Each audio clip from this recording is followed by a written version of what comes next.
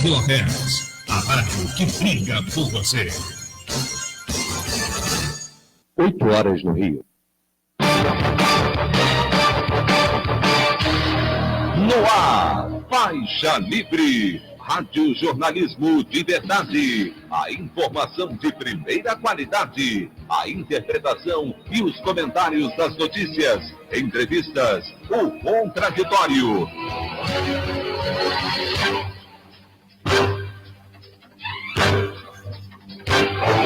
Tudo para aproximar você cada vez mais da realidade do Brasil e do mundo. Apresentação, Paulo Passarinho.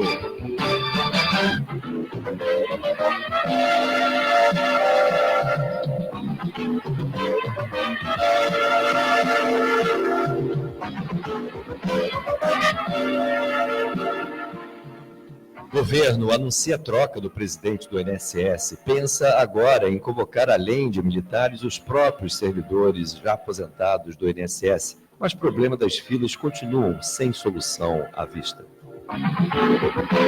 Brasil, com 3 casos suspeitos de coronavírus, eleva alerta considerando o risco iminente da chegada da doença no país. E em Washington, Trump e Netanyahu, pressionados por crises internas em seus respectivos países, anunciam um plano de paz para o conflito entre Israel e os palestinos, sem nenhuma anuência da autoridade palestina.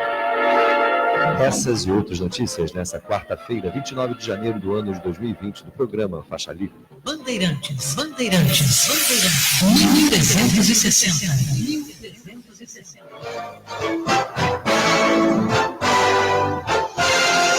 O comentário de Paulo Passarinho.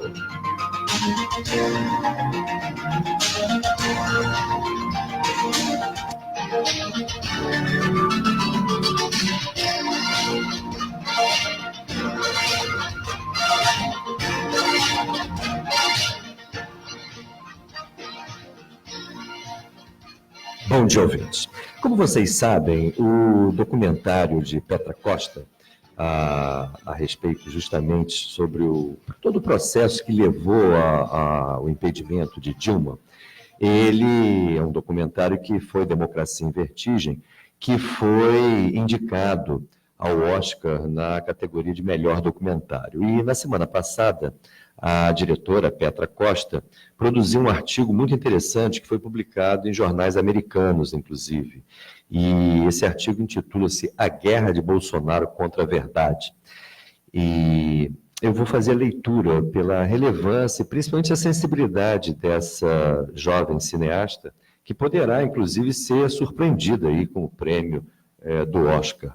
O artigo intitulado justamente A Guerra de Bolsonaro contra a Verdade. A Petra Costa escreve: na semana passada, meu documentário Democracia em Vertigem foi indicado ao Oscar na categoria Melhor Documentário. No filme, entrelaço a ascensão e queda dos ex-presidentes Luiz Inácio Lula da Silva e Dilma Rousseff e a eleição de Jair Bolsonaro, com a minha própria história familiar. Tenho a mesma idade da democracia brasileira e, em grande parte, a divisão do país está refletida na minha família. Após a nomeação, minha equipe foi inundada por mensagens nas mídias sociais nos parabenizando pela conquista. Já o governo reagiu de forma diferente. O então secretário de Cultura, Roberto Alvim, disse que se fosse na categoria de ficção, a nomeação seria correta. Em 2016, eu entrevistei Bolsonaro sobre seus planos para o setor cultural e ele reclamou que nenhum filme brasileiro era bom o suficiente para ser premiado com uma indicação ao Oscar. Na semana passada, no entanto, ele desprezou nossa indicação, dizendo: para quem gosta do que urubu come, é um bom filme. Em seguida, ele admitiu não ter visto o filme, mas isso não impediu que a legião de trolls que o seguem nas redes sociais, de papaguear a acusação de que o filme era fake news. Na quinta-feira, era Roberto Alvim quem estava nas manchetes. Em um vídeo postado nas redes sociais para promover um prêmio nacional de arte, ele proclamou que a arte brasileira, da próxima década, será heróica e será nacional. Será dotada de uma grande capacidade de envolvimento emocional e será igualmente imperativa, posto que é profundamente vinculada às aspirações urgentes do nosso povo, ou então não será nada. O discurso repete frases do ministro da propaganda nazista Joseph Goebbels, proclamadas em maio de 1933.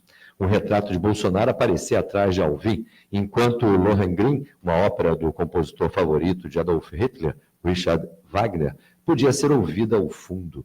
Alvin foi deposto um dia depois, após um clamor público que incluiu a veemente condenação das embaixadas da Alemanha e de Israel, mas creio que ele foi demitido, não porque o governo condena suas opiniões, e sim porque foi demasiado explícito sobre opiniões que ambos compartilham. Este é apenas um exemplo de como a democracia brasileira se aproxima do abismo. O assalto sistemático do governo Bolsonaro à verdade tomou agora um rumo preocupante. Na terça-feira, os promotores federais acusaram o jornalista americano Glenn Greenwald de crimes cibernéticos. As acusações decorrem de uma série de artigos publicados no site Intercept Brasil, que ele cofundou, expondo que parecia ser conluio entre os principais atores da Operação Lava Jato, uma investigação anticorrupção. Nos últimos 5 anos, o Brasil tem estado atolado em um drama contínuo, repleto de reviravoltas inesperadas. Em 2016, Dilma Rousseff, nossa primeira mulher presidente, foi alvo de um impeachment por conta de uma questão técnica ininteligível para a maioria da população. A imprensa e mídias sociais propagaram a percepção de que ela estava sendo alvo de impeachment por corrupção, o que um grande setor da população estava satisfeito em acreditar. Na semana do seu impeachment, 3 das 5 notícias mais compartilhadas no Facebook eram falsas. 2 anos depois, Lula, candidato favorito para as eleições presidenciais de 2018, foi preso e impedido de concorrer, no que pareceu ser a conclusão perfeita para um longo reality show. Sérgio Moro, o juiz responsável pela prisão de Lula, foi premiado com o cargo de ministro da Justiça depois que Jair Bolsonaro foi eleito. A eleição de Bolsonaro, um deputado do baixo clero, homofóbico e misógino, foi o resultado de uma extraordinária campanha baseada na disseminação de fake news nas redes sociais. Mais de 98% dos seus eleitores foram expostos a uma ou mais manchetes falsas durante a campanha e quase 90% acreditavam que elas eram verdadeiras, segundo o estudo da organização Avaz. O seu governo dominou a arte de manipular a verdade. Em Democracia em Vertigem, eu entrecorto as últimas décadas da história política brasileira com a minha história familiar. Meu avô cofundou uma das maiores construtoras do país, uma das empresas investigadas pela Operação Lava Jato. Meus pais foram militantes de esquerda durante a ditadura, chegaram a ser presos e passaram anos no sul do país fazendo trabalho de base com estudantes e trabalhadores. Os ideais deles me fizeram acreditar que um Brasil melhor, menos desigual e que não fosse governado por elites corruptas e autoritárias era possível. Eu votei em Lula com a esperança de que ele faria as mudanças políticas tão necessárias, mas logo o vi formar alianças com as velhas oligarquias do país. Espectadores do mundo inteiro se identificaram com minha tentativa de discernir os fatos em meio a tanta ficção que está moldando o futuro do Brasil. Acredito que as pessoas se conectam com o nosso filme porque sentem que suas democracias estão sob um tipo de ataque semelhante. O que inicialmente pareciam ser casos isolados na Índia, no Brasil, na Turquia, se transformou em uma epidemia global. O filme critica os líderes que tentam silenciar pensamentos divergentes. Talvez esta seja a razão pela qual alguns políticos autoritários de extrema-direita, no Brasil e no exterior, queiram classificar os esforços artísticos e jornalísticos para desvendar a verdade como ficção e fake news. É interessante que Lügenpresse, ou imprensa mentirosa, foi um slogan amplamente usado na Alemanha durante o Terceiro Reich, para desacreditar qualquer jornalista que discordasse da posição do governo. Esforços para desacreditar a imprensa e as artes têm sido particularmente devastadores no Brasil. A sua influência vai muito além da política partidária. Desde 2019, as elites de extrema-direita e os grupos conservadores religiosos têm travado uma guerra cultural a níveis que não se viam desde os anos mais duros da ditadura militar. O líder do governo caracterizou o carnaval brasileiro, uma grande fonte de orgulho em nossa cultura, como uma festa degenerada. Alguns dos nossos maiores artistas foram atacados, livros escolares estão sendo reescritos e recursos foram cortados para séries e projetos cinematográficos sobre temas LGBTQ. Mais de 30 obras de arte foram censuradas, autocensuradas ou canceladas. Essa guerra cultural atingiu novos patamares em dezembro, quando a produtora Porta dos Fundos foi atacada por coquetéis Molotov por conta de seu episódio satírico, A Primeira Tentação de Cristo, que retrata Jesus como homossexual. Não há luz visível no fim do túnel desta guerra cultural que procura censurar os valores liberais e progressistas e desconstruir a verdade para impor um fascismo tropical. Como aponta em Democracia em Vertigem, a elite se cansou do jogo da democracia. A história do nazismo mostra que as elites que se calaram diante do avanço do autoritarismo acabaram sendo engolidas por ele. A extinção é o preço da omissão. Assim conclui o seu artigo Petra Costa. E, nesse sentido, dá uma difusão maior ainda para o drama que estamos passando aqui no Brasil. Um drama que se confunde justamente com aquilo que Petra Costa aponta, a ameaça à democracia. A opinião do Faixa Livre. Bandeirantes. 1360. Estamos apresentando Faixa Livre. Petróleo, eles estão de volta. No Brasil Colônia levaram nosso ouro e agora estão levando nosso petróleo e gás. Voltaram, não para pagar a conta ou pedir desculpas, mas porque agora querem o pré-sal. Portugal com a Petrogal, Espanha com a Repsol, Inglaterra com a BG Group, Holanda e Inglaterra com a Shell. Pelos leilões da ANP, as empresas estrangeiras já detêm metade do nosso petróleo. Reaja, o petróleo tem que ser nosso. Você, ouvinte do programa Faixa Livre, pode ajudar a mantê-lo no ar. Faça sua contribuição diretamente na conta do Banco do Brasil, agência 0183, dígito X, conta corrente número 142426, dígito 2. Esta conta encontra-se em nome da Associação de Engenheiros da Petrobras, a EPET, uma das nossas entidades patrocinadoras, mas seus recursos são exclusivamente utilizados para a manutenção do nosso programa.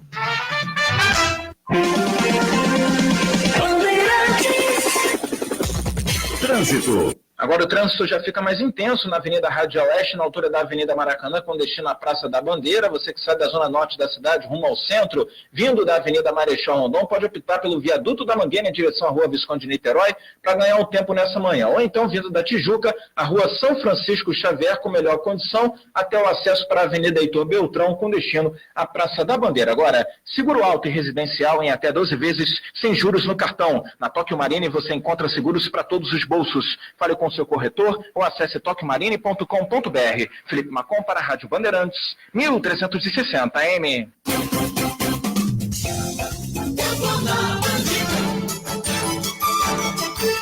Voltamos a apresentar Faixa Livre. Estamos de volta, ouvintes, com o início da nossa edição dessa quarta-feira, 29 de janeiro do ano de 2020, do programa Faixa Livre, que é uma produção da jornalista Celeste Sintra, auxiliada pela também jornalista Natália Moraes, e tendo no comando o áudio Francisco de Assis. Meu bom dia a todos e meu bom dia principalmente a vocês, ouvintes, que podem aqui participar através do telefone 25431360, nos enviando mensagens eletrônicas para o endereço ouvinte@programa Faixa Livre, tudo junto.com.br, ou ainda enviando as suas participações diretamente para a nossa página do Facebook, onde vocês também podem nos acompanhar ao vivo e a cores, Programa Faixa Livre. O Faixa Livre também está no formato podcast, e vocês podem conferir nosso conteúdo nas plataformas Deezer, Spotify, Castbox. Há também alternativa para nos acompanhar de vocês baixarem o aplicativo do Faixa Livre, Programa Faixa Livre, para o celular, para o seu celular, sistema Android.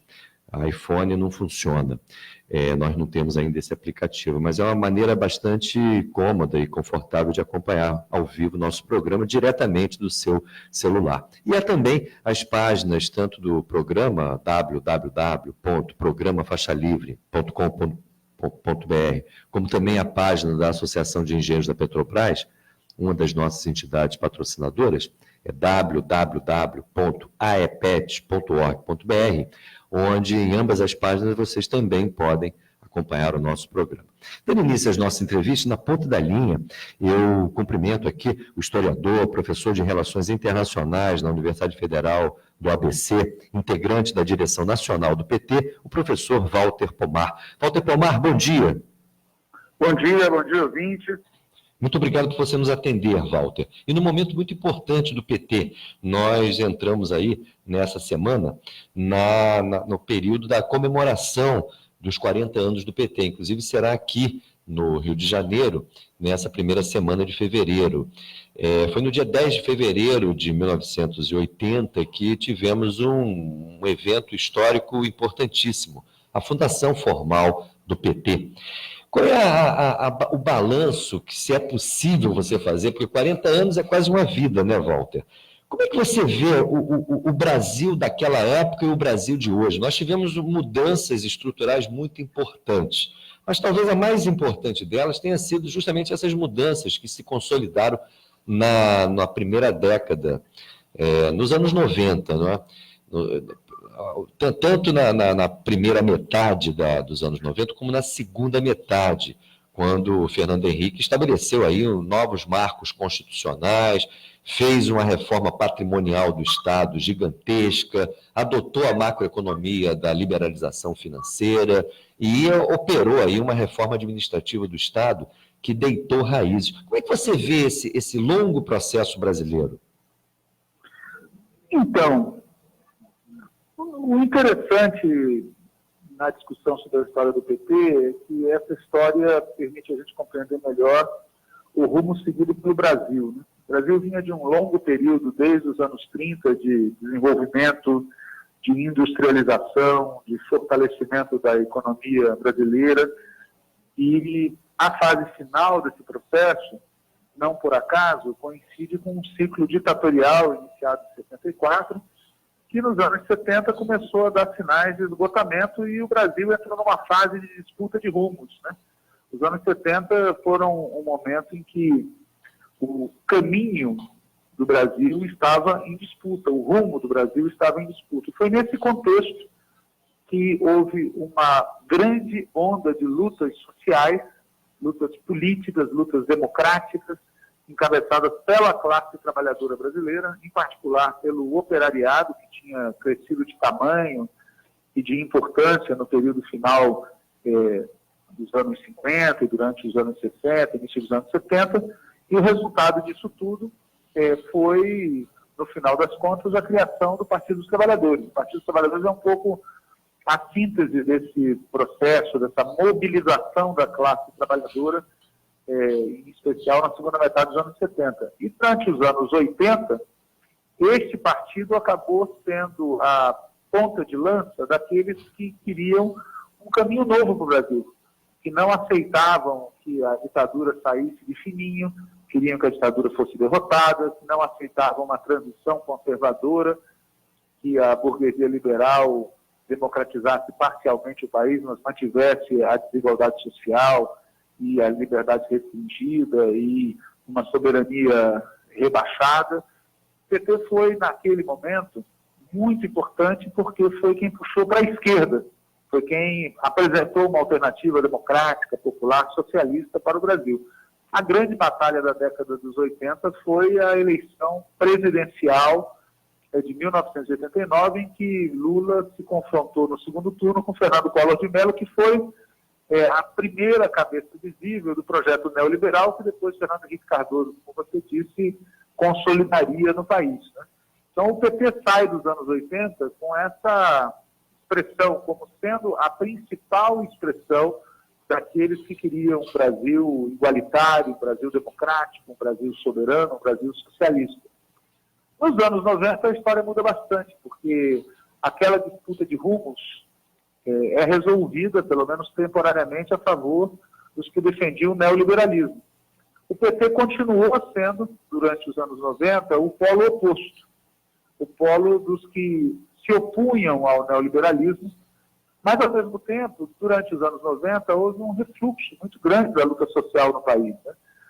Diferente do que houve no final dos anos 70, início dos anos 80, a desestruturação causada pelo neoliberalismo teve impactos também na vida política e social da classe trabalhadora, e esse impacto foi agravado pela crise do socialismo em escala mundial, e o resultado foi que, ao mesmo tempo que o PT continuou sendo a alternativa ao modelo da classe dominante, já não era mais aquele PT dos anos 80, e a alternativa proposta já não era mais a alternativa democrática e popular e socialista, né? Durante os anos 90 foi crescendo dentro do Partido dos Trabalhadores a ideia de oferecer uma alternativa capitalista, não neoliberal.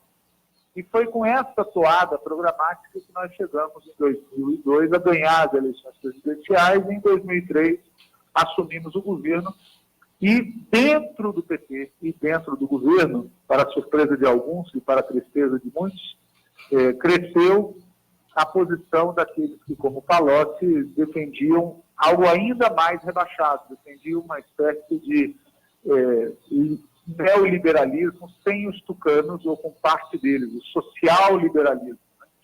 Batalha que se estendeu ao longo de todo o governo Lula, o primeiro governo Lula, que foi resolvida parcialmente no segundo governo Lula, mas continuou presente, assim como continuará presente nos governos Dilma, tanto no primeiro quanto no segundo, interrompido pelo golpe. Então, nós temos esse terceiro momento da história do PT, que é o momento dos governos, e agora chegamos numa quarta etapa da história do partido, que é o PT apeado do governo, primeiro por um golpe, depois pela condenação e prisão ilegais de Lula, depois pela derrota eleitoral para Bolsonaro em 2018 num ambiente de fraude, e o PT se vê de novo diante de uma situação, ao mesmo tempo muito diferente, mas com pontos de contato com o que foi, com o que foram os anos 80. Né? O Brasil está de novo diante de uma encruzilhada histórica de largas proporções. E é frente a essa situação que, digamos assim, o PT é obrigado a se posicionar. Quando você me pergunta qual é o balanço, eu digo, é o balanço em aberto, porque a história de um partido vivo não é dada pelo que ele fez, é dada pelo que ele está fazendo e pelo que ele fará no futuro próximo. E o que você espera dessa quarta etapa, Walter? Porque realmente esse balanço, que inclusive você apresenta de forma sintética, é muito importante. Agora, nos coloca esse desafio. O que seria essa quarta etapa existencial do PT, sob o ponto de vista de um projeto político? Porque o país está meio destruído. Aliás, o mote aí dessa turma que está no Palácio do Planalto é a destruição, o desmanche, como diz o Mão, e estamos observando isso. As privatizações voltam com força, a liberalização financeira nunca esteve tão na ordem do dia. E o que você espera da contribuição do PT? Bom, de novo a gente volta, como eu te falei, a um dilema que foi vivido pelo PT e pela esquerda brasileira no final dos anos 70 e início dos anos 80. Ou seja, qual era a tarefa do dia naquela época? Alguns diziam que a tarefa do dia era a recuperação da democracia.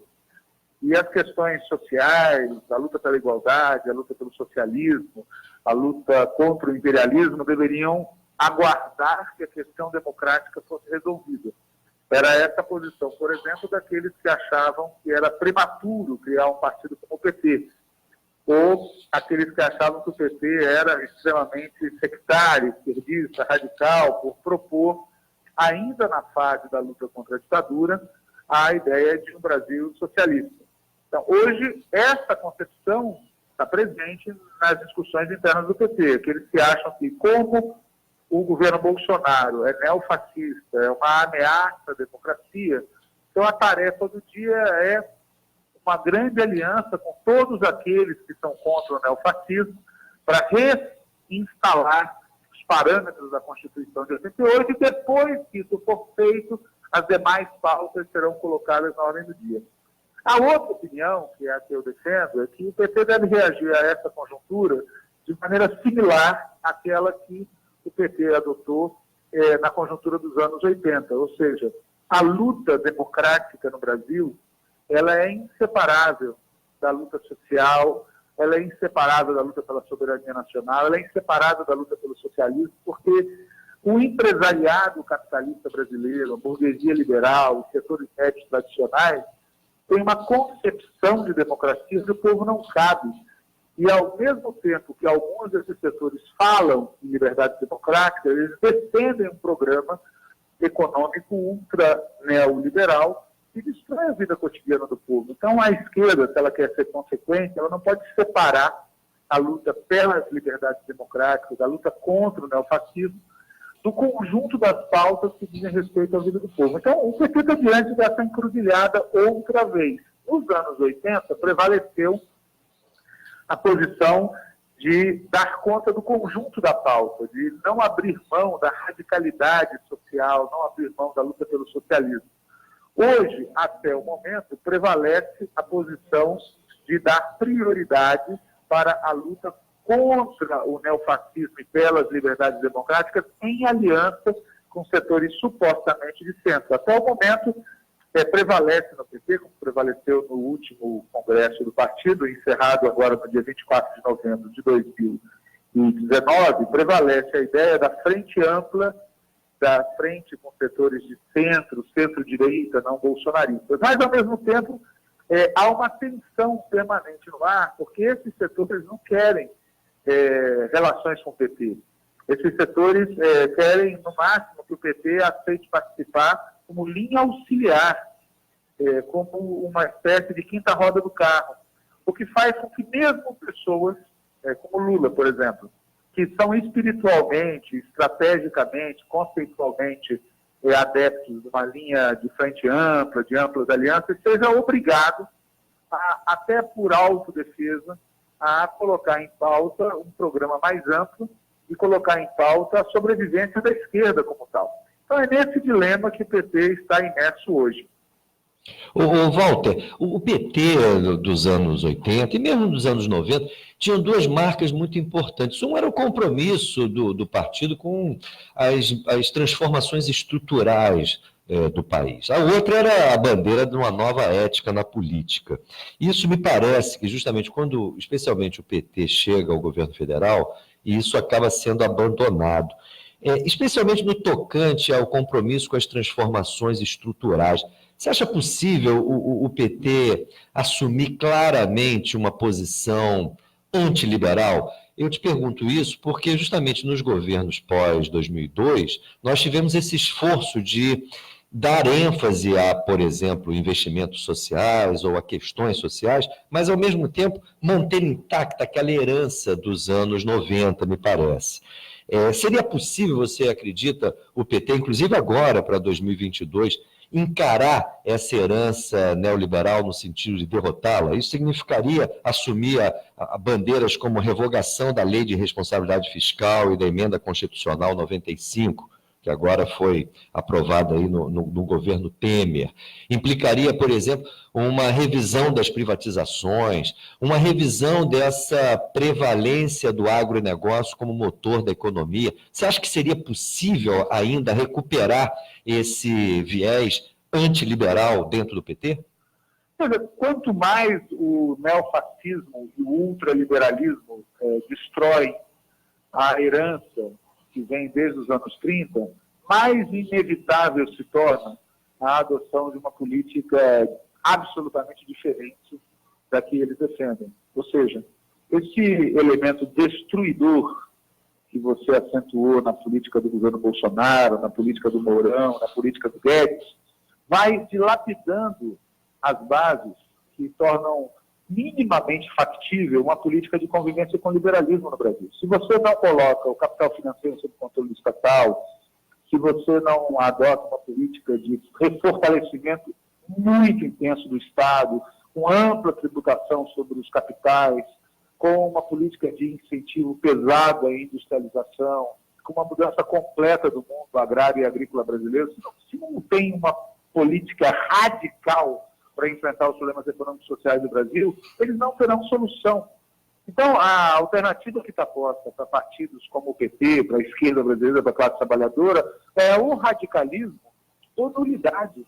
Não existe um caminho intermediário que possa proporcionar soluções intermediárias. Quem está destruindo a possibilidade de um caminho do meio é o radicalismo da extrema-direita e do grande capital. Então, eu não vejo muita alternativa, eu não vejo possibilidade prática, eu não vejo factibilidade em nenhum programa intermediário. Claro, o PT, como aconteceu com outros partidos de esquerda em outros países do mundo, pode cometer o equívoco de defender uma quimera, defender a possibilidade de um caminho do meio, em aliança com o empresariado, que preserve um pouco dos interesses deles, mas também, ao mesmo tempo, garanta um pouco de recursos para a população. O problema é que, olha só o que está acontecendo nesses dias em que nós estamos conversando. Quer dizer, a situação aí do Rio, nessa questão da água, o que está acontecendo em Minas, tá certo? O país precisa de um nível de investimento público para reconstruir suas cidades, para reconstruir seus aparatos de saúde pública e de educação pública, para poder recuperar o controle sobre as suas riquezas. Ele precisa de um tal nível de investimento e um tal grau de mudança na legislação que os caras alteraram para tornar inviável qualquer governo de meio caminho, que não é possível fazer isso sem uma ruptura com o liberalismo. Você estava dando como exemplo a emenda constitucional 95, né? Ou as mudanças na lei da partilha, ou outras mudanças que eles estão promovendo, a questão da legislação trabalhista, a questão previdenciária. Não existe hoje tal grau de destruição que eles fizeram, não existe possibilidade de repetir o que foi feito nos governos Lula e Dilma de 2003 em diante. Ou seja, não existe mais aquele Estado, aquela legislação e aquela possibilidade de fazer uma coisa intermediária. Ali já era um equívoco, hoje é uma impossibilidade, na minha opinião. Agora, o problema, Walter, é que esse tipo de projeto, um projeto claramente que coloque toda essa herança do neoliberalismo na alça de mira, parece que não é vocalizado por nenhuma liderança política.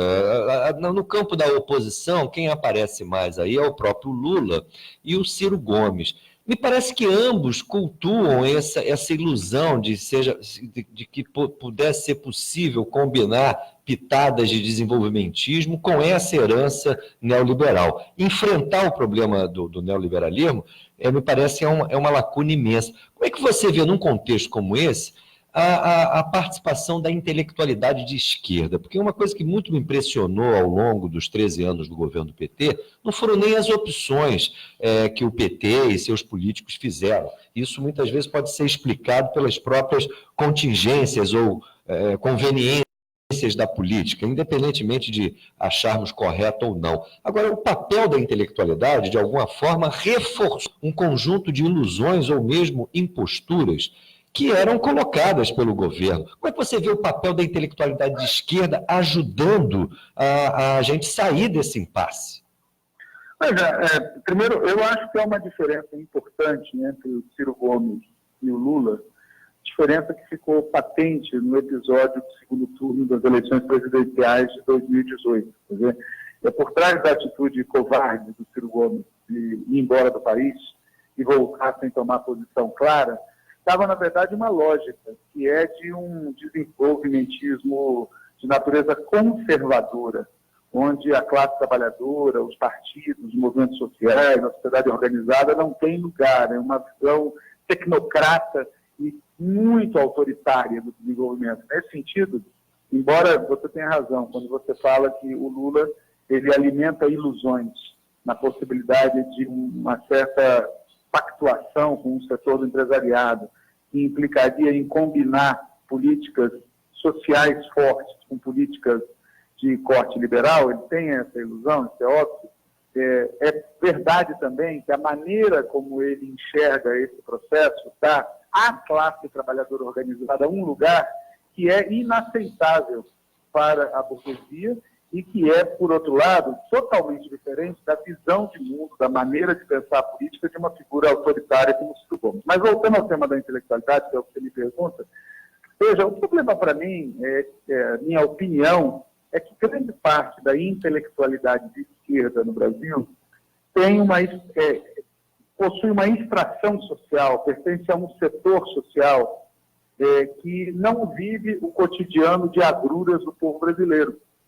Ou seja, a maior parte daqueles que são os intelectuais da esquerda brasileira tem um nível de vida, um nível salarial, um padrão de consumo, tem um cotidiano totalmente diferente das questões que estão postas para o povo brasileiro, das dificuldades que o povo brasileiro vive na sua sobrevivência, na sua locomoção, na busca de emprego, na convivência com a repressão policial, com a inexistência de infraestrutura urbana, e por isso é muito cômodo para uma parte da intelectualidade de esquerda ou ser radical de academia, ou seja, propor coisas que não têm absolutamente nada a ver com o nível de consciência e organização concreta do povo, ou adotar uma posição conciliatória, acomodada, que trabalha com a ideia de que vamos devagar, porque no longo prazo tudo vai dar certo. Eu encaro dessa forma, tem um problema de classe envolvido.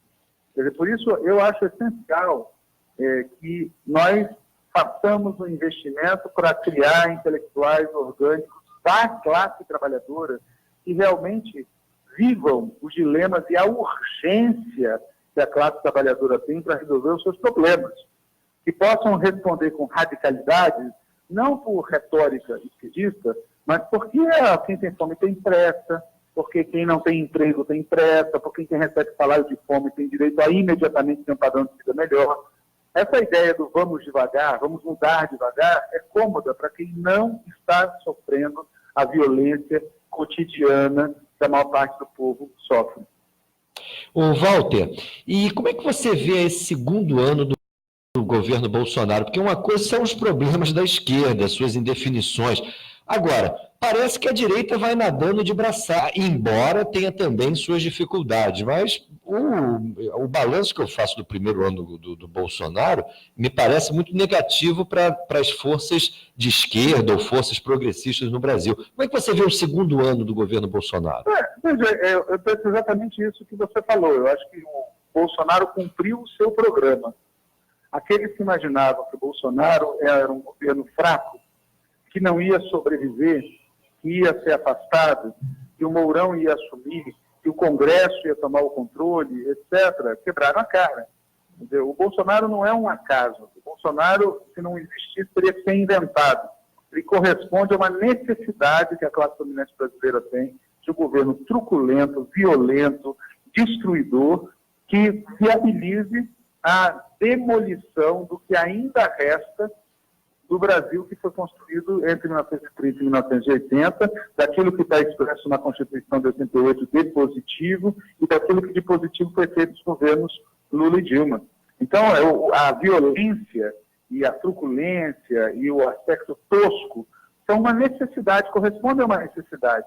E do ponto de vista das realizações, o governo vem cumprindo o seu programa, ou seja, vem cumprindo o programa pelo qual o grande empresariado brasileiro apoiou, ou no primeiro ou no segundo turno, a alternativa a Bolsonaro. Um programa de privatização em larga escala, de desmonte dos direitos sociais, de restrição das liberdades democráticas, de sufocamento da cultura progressista, de subalternidade aos interesses dos Estados Unidos e seus aliados, de privilégio para o capital financeiro, para o agronegócio, para a conversão do Brasil num país extrativista, tal como era na década de 20, do século XX. Então, é um governo, entre aspas, do ponto de vista dele, de sucesso. E o segundo ano, ele não, até o momento, não me parece que vá ser diferente. Por quê? Porque a batalha política de 2020 é a batalha das eleições municipais. E essa batalha se trava num terreno que não é o mais favorável para as forças de esquerda. Por variados motivos, as forças que fazem oposição ao governo Bolsonaro têm enfrentado dificuldades para apresentar uma alternativa global ao governo que se materialize em candidaturas que expressem isso nos grandes centros, que possam impor uma derrota política ao governo. De outro lado, a mobilização social organizada contra o governo Bolsonaro e contra os governos estaduais e municipais que seguem a mesma linha ainda está muito inferior à necessária para virar a mesa.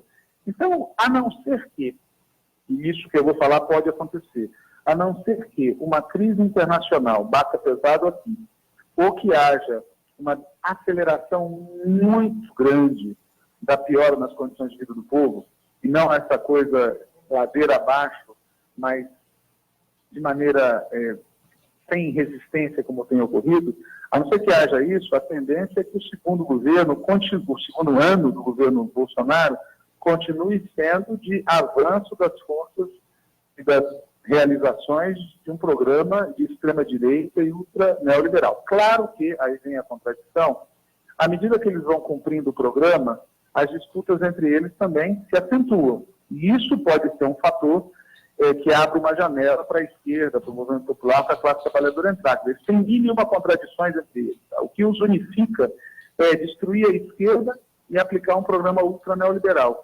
Uma parte deles acha que é possível fazer isso uma parte deles acha que é possível fazer isso mantendo o que restou do arcabouço institucional de 1988. E outra parte acha que não, que é necessário destruir tudo o que faz parte desse arcabouço. Essa divergência de fundo entre eles tende a se acentuar, assim como também vão se acentuar as diferenças entre os vários segmentos da quadrilha, que é essa coalizão que possibilitou a vitória do Bolsonaro. Então, no cenário internacional, de uma piora muito súbita e acelerada do cenário interno e da disputa entre eles, é que eu acho que pode surgir novidade. Da nossa parte, infelizmente, as condições não são boas, seja no terreno eleitoral, seja no terreno da luta social. Claro que a gente deve continuar apostando nisso, investindo nisso, fazendo força nesse sentido, mas fazendo uma análise fria dos acontecimentos de 2019, projetando isso para 2020, eu acho que a gente deve ter muita cautela no otimismo. Agora, Walter, você já falou que, se dependesse de você, evidentemente, o PT poderia retomar uma feição do tipo lá que ele teve nos anos 80. O nosso ouvinte Jorge Pérez, por exemplo, te pergunta objetivamente, você acredita que o PT possa assumir, por exemplo, uma bandeira de revisão das privatizações ou mesmo de realização de uma auditoria da dívida? O partido estaria maduro para tocar nesses assuntos? Ele aproveita e nos dá um bom dia. Eu aproveito a pergunta dele e também acrescento.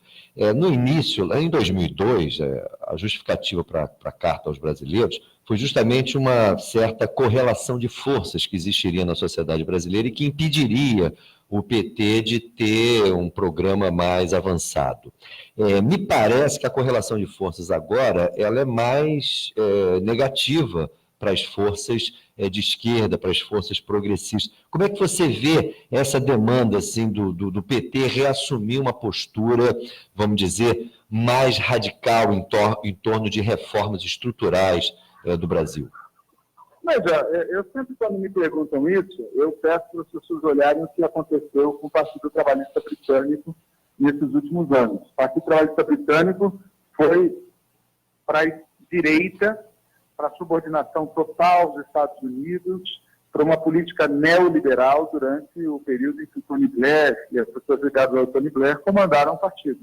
E nos últimos anos, ele viveu uma mudança interna muito profunda, com a ascensão de dirigentes e de lideranças que impuseram na eleição desse ano um programa muito radical. O partido foi derrotado, e foi derrotado essencialmente por conta do episódio do Brexit, acerca do qual o Labour Party tem muita dificuldade de se posicionar, mas ele conseguiu, do ponto de vista programático, que é o que me pergunta o Jorge, ele conseguiu fazer formulações muito mais radicais do que ele havia feito nos últimos 40, 50 anos. Portanto, se a pergunta é possível, claro que é possível.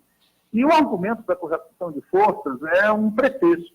A questão não é a correlação de forças, a questão é aquilo que a gente faz para mudar a correlação de forças. Quando a correlação de forças está muito ruim, isso pode exigir táticas diferentes, pode exigir posturas diferentes para conectar com o povo, sem sombra de dúvida. Agora, isso não se obriga a adotar o programa moderado. Se o programa, propostas que você apresenta para mudar o país, tem que ser realistas, tem que dar conta, tem que responder às necessidades concretas Então, é possível mudar um país como o Brasil, na situação que ele está, com a aspirina? Não é possível. É preciso que se adotem medidas radicais. Portanto, o programa tem que ser radical. Não há nenhuma outra maneira de transformar o Brasil e enfrentar os problemas do país. Agora, é possível apresentar um programa radical e ganhar o povo para isso? Ora, tanto é possível que o Bolsonaro foi eleito presidente, né? Olha que coisa curiosa. A extrema-direita se manteve defendendo posições que durante muito tempo foram isoladas, mas em um determinado momento conseguiram maioria. Você só consegue maioria se você defende as suas posições. Você abre mão delas e defende o programa dos outros, você nunca vai ter maioria a seu favor, você vai ter maioria com a posição dos outros. E o efeito prático disso é o que aconteceu conosco em 2015, 2016. Ou seja, na hora que o PT abre mão das suas posições programáticas de fundo, o resultado não é o PT se tornar mais forte, é ele se enfraquecer. Então, sim, eu acho plenamente possível você ganhar o PT para posições mais radicais e acho necessário. Agora, a maioria do PT vai estar de acordo com isso ou não? Isso vai depender, na minha opinião, fundamentalmente, da pressão da classe trabalhadora. Ou seja, se a classe trabalhadora tiver com baixo nível de mobilização, a pressão não vai existir e isso vai deixar campo livre para os setores que são maioria no PT adotarem a posição do seu coração. Mas se houver pressão social, se houver luta social, se houver mobilização, se houver polarização, isso arrasta uma parcela importante do PT para aquelas posições que são necessárias nesse contexto histórico. Por fim, Walter, eu vejo que você é dirigente da tendência à articulação de esquerda dentro do PT. E a articulação de esquerda está promovendo, nessa semana aí em São Paulo, uma jornada de formação muito interessante. Você, inclusive, dá uma palestra hoje, não é isso? Sobre o PT no período neoliberal, o PT nos anos 90. Vocês têm intenção de realizar essa jornada de formação aqui no Rio também? Então, a gente decidiu, para marcar os 40 anos de criação do PT, fazer um curso de formação política sobre a história do PT. Então, nós tivemos no primeiro dia, segunda-feira dessa semana, o Vladimir Pomar e o Rui Falcão, falando do período dos anos 70 até a criação do PT, em 1980. Depois nós tivemos outras aulas sobre a década dos 80, foi no dia de ontem. Hoje nós estamos tendo aulas sobre a história do PT na década dos 90, período neoliberal até 2002. Amanhã nós vamos ter aulas sobre o período dos governos Lula e Dilma. E, finalmente, na sexta-feira, sobre o período pós-golpe, período atual. Então, a gente, em 5 dias, com aulas de manhã e de tarde, a gente está cobrindo os 40 anos da história do PT. Além desse curso aqui em São Paulo, a gente já tem cursos programados em Campinas e em Palmas, no Tocantins. E estamos à disposição, né, os nossos companheiros e companheiras no país, os que vieram aqui dar aula, para fazer cursos semelhantes em outros estados, em outras cidades, em que as pessoas queiram. A gente acha muito importante essa reflexão sobre a história do PT no contexto da história do Brasil e no contexto da história do mundo nessa época, porque vários dos problemas que o Partido dos Trabalhadores enfrenta têm a ver com o abandono, a reflexão sobre a sua própria trajetória. Quer dizer, muitas vezes a gente enfrenta dentro do PT debates em que as pessoas falam coisas que não têm nenhuma correspondência com a história do próprio PT, com aquilo que o PT já fez. Por exemplo, o medo que alguns setores têm do isolamento, né? Se nós olharmos a história do PT, em vários momentos o PT não teve medo de marcar posição, de demarcar o campo de classe, de inclusive correr o risco do isolamento, não por nenhum amor pelo isolamento, mas para defender posições corretas, e foi isso que garantiu que no momento seguinte o PT se convertesse em liderança, em protagonista, com muito mais força que antes. Então, a própria história do PT ajuda a responder dilemas que hoje o PT enfrenta. Walter Pomar, muito obrigado pela sua entrevista, parabéns aí por todo esse esforço de balanço e principalmente de valorização dos 40 anos do PT. Um forte abraço para você e um bom dia. Um abraço também, muito obrigado e um abraço a todos os ouvintes. Conversamos aqui com o Walter Pomar, ele é historiador, professor de Relações Internacionais da Universidade lá, Federal do ABC e integrante da direção nacional do PT. Conversou conosco sobre esses 40 anos do PT, o balanço que a turma vem fazendo e principalmente como observa aí o segundo ano do governo Bolsonaro e os desafios de renovação do próprio partido. E agora vamos a um breve intervalo, voltaremos em seguida.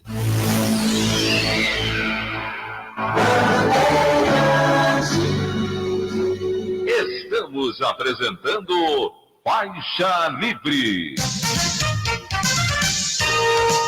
Ouça, acompanhe e participe do programa Faixa Livre. Segunda-feira, das 9 às 10 horas da manhã. De terça a sexta-feira, das 8 às 10 horas. Sempre na Rádio Band AM 1360.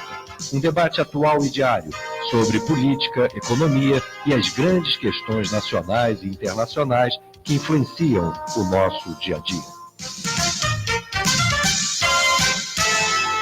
Por um Brasil mais forte, justo e transparente. A sociedade não aceita mais uma administração pública ineficiente e que a corrupção e a ilegalidade fazem parte do dia a dia dos jornais. O Brasil precisa de moralidade e profissionalismo, de servidores públicos éticos e competentes. Precisamos acabar com o clientelismo e a terceirização nos órgãos públicos. Não é justo que o Brasil seja administrado por alguém que não foi eleito e nem fez concurso público. Quem passa num concurso público tem legitimidade e competência para ocupar esse espaço e ajudar a construir um Brasil melhor. São esses brasileiros os responsáveis pela defesa do interesse nacional, fiscalizando os agentes públicos e privados, elaborando políticas públicas e controlando o cumprimento da lei. Não podemos permitir o desmonte das carreiras de Estado em favor de interesses político-partidários. Valorizar o servidor concursado efetivo é preservar as liberdades democráticas e os direitos do cidadão. Movimento Nacional em Defesa do Estado Brasileiro.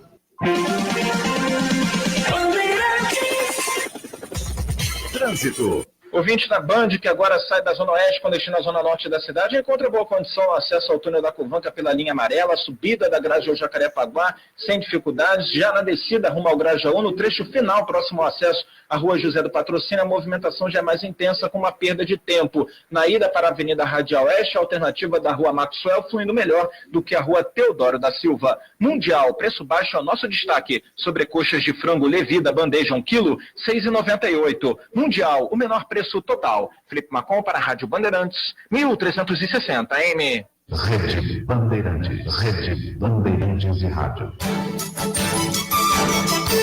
Voltamos a apresentar Faixa Livre.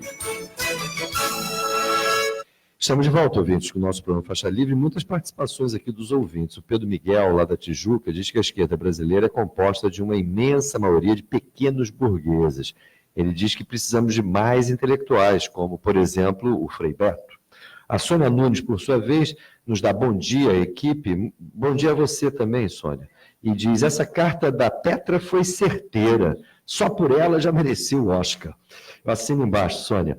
O Francisco das Chagas, lá de São Gonçalo, diz que se não tivessem dado uma trava no Lula, no Cabral e no Eike Batista, o país estaria num nó maior do que já se encontra. Para mim, a Lava Jato salvou o país.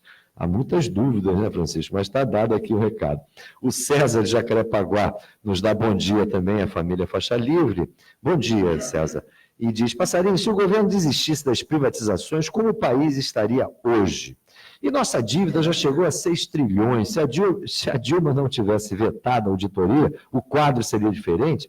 Bem, em tese poderia ser, né? Mas sequer assumiu a ideia da auditoria, que dirá mudar a questão da política monetária e, na verdade, da política macroeconômica como um todo, né? Essa macroeconomia que está ligada a interesses de bancos multinacionais e, principalmente, a liberalização financeira.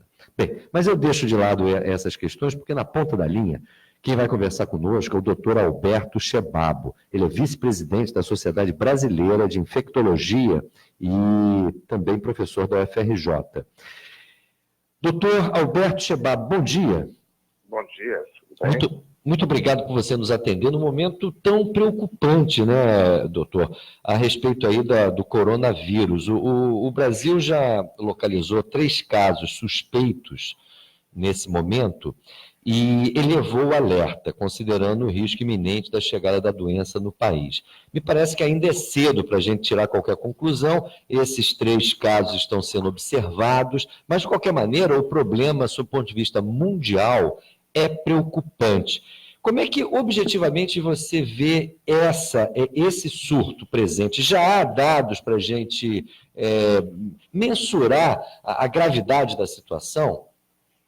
A gente está vendo, na realidade, um surto de grande forma na China, né, já quase fora de controle, com um número muito grande de pacientes acometidos, né, principalmente naquela região ali da cidade onde começou, né, de Hubei, a cidade de Wuhan. Fora da China, a gente começa a ter alguns casos acontecendo, inclusive casos de transmissão secundária, né? Ou seja, a pessoa chega doente e transmite para outras pessoas naquela localidade. Não temos casos de transmissão secundária sustentada, ou seja, um surto acontecendo em outro país que não a China, mas tem alguns casos de transmissão secundária. Então, é realmente um estado de alerta importante. Esse vírus, aparentemente, tem uma letalidade menor do que os outros vírus que a gente viu começarem epidemias, né? Mesmo, inclusive, o H1N1 na pandemia de 2009, a própria SARS, que é um vírus muito parecido com esse coronavírus, tinham letalidades muito maiores quando iniciaram do que essa desse vírus aí. Então, é um vírus que tem um poder de disseminação grande, ele já provou que pode causar epidemias de largas proporções, mas com uma mortalidade um pouco menor do que os demais vírus que causaram esse tipo de infecção, de manifestação. Foi bom você tocar nesse ponto, porque eu não tinha ouvido ainda nenhuma consideração a esse respeito, mas me chamou a atenção, porque, se não me engano, há na China comprovado menos de 5 mil casos, né? E, ao mesmo tempo, parece que foram 135 óbitos. Me parece que é um percentual de letalidade baixa. Isso não significa que não devamos ter total cuidado, porque me parece, ao mesmo tempo, essa transmissão ela é muito facilitada, né? Você mesmo falou aí que já há casos de transmissão secundária, embora não sustentada, ou seja, surtos ocorrendo em outras regiões ou outros países. Já há condições de se avaliar essa transmissão a partir do caso chinês? Então, o que a gente vê é exatamente isso. A gente tem a condição de ver que um caso pode infectar várias pessoas. Tem casos infectando até 14 pessoas, né? Pelo menos os dados iniciais que a gente tem lá na China. Então, é um vírus que tem um poder de transmissão muito alto. Alto, não é muito alto, mas alto, né? Quando comparado a outros vírus, até o próprio SARS. A SARS veio em 2002, não tinha essa capacidade de disseminação. O coronavírus do Oriente Médio, que apareceu em 2014, ele vem lentamente, né, sendo transmitido, não causou surtos, causa casos esporádicos. Esse vírus não, ele causou um surto de grande proporção, principalmente naquela região ali, e se disseminou rapidamente. Mas quando a gente compara a mortalidade, por exemplo, da SARS, a mortalidade dela gira em torno aí de 10%. O coronavírus do Oriente Médio, a mortalidade é em torno de 35%. E esse vírus hoje, com os dados que a gente tem hoje, está com uma mortalidade que vem caindo, era 3 e poucos por cento, e hoje está em torno de 2,3%, que é a tendência, normalmente, quando você vai conhecendo o vírus, vai conhecendo a manifestação clínica e tal, a letalidade do vírus vai caindo, as pessoas vão ficando mais atentas, os próprios médicos passam a saber o que está acontecendo e tratam mais rapidamente, mais adequadamente o paciente. Agora, o nosso ouvinte Antônio, lá de São Gonçalo, está nos acompanhando e pergunta o seguinte: esse surto da doença tem a ver ou pode ter a ver com o tipo de alimentação dos chineses, pois eles consomem animais como cobras, morcegos, etc. Existe algum tipo de relação? Então, os coronavírus, de uma forma geral, né, são vírus que estão presentes no ambiente e são muito comuns, né? Os morcegos são reservatórios dos coronavírus. Isso já é sabido, já houve outras mutações que fizeram com que esse coronavírus saia do morcego, infecte outros animais, como hospedeiros, e passe também a ser capaz de infectar humanos. Foi assim com a SARS, foi assim com o coronavírus do Oriente Médio. A gente não sabe de qual animal, né, qual animal serviu como hospedeiro. Essas avaliações ainda estão sendo feitas, tal. Mas, com certeza, né, a presença desses animais em condições ruins ali, misturados todos, num local com muita aglomeração, isso favorece que você tenha, que qualquer vírus mutante que chegue naquele local encontre um ambiente fértil para se multiplicar, para se disseminar, tanto em outros animais de outras espécies, né, quanto no ser humano ali, que vive todo mundo ali de forma muito aglomerada. Você tem ali animais vivos, animais mortos, às vezes alguns que são mortos ali no próprio local, vísceras expostos. Então, tudo isso facilita esse tipo de mercado, né, com esses animais, que obviamente tem a ver com a alimentação do povo ali. Isso favorece certamente a presença, que um vírus se dissemine ali, que possa até se mutar, né, se recombinar ali, e passe a infectar as pessoas, que provavelmente foi o que aconteceu. A gente só precisa descobrir agora quais são esses animais, ou qual foi esse animal que foi o responsável por essa disseminação. E possivelmente a densidade demográfica também contribui para isso, não é, doutor? Porque, se não me engano, tanto o H1N1 como também o SARS, a origem foi a China, não foi?